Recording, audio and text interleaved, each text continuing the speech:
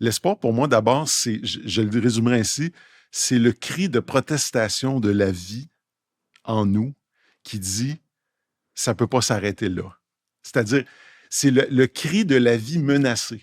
Et c'est important le mot, le cri de la vie menacée, parce que en réalité, quand il n'y a pas de menace, quand tout va bien, quand on est heureux, on n'a pas besoin de l'espoir. C'est ça le paradoxe. Parce que quand tu es heureux, puis que ta vie se déroule un peu comme tu l'attends, ben au fond, tu n'as même pas besoin de te demander ce que va être demain. Tu n'as pas besoin d'anticiper ou de craindre. Tu es simplement dans l'idée que la vie va continuer telle qu'elle est. Tu sais, que tu vas être heureux en amour, dans des affaires, tu vas avoir du succès, etc. Peu importe. Et donc, c'est quand ça se met à mal aller. C'est quand le malheur te frappe ou quand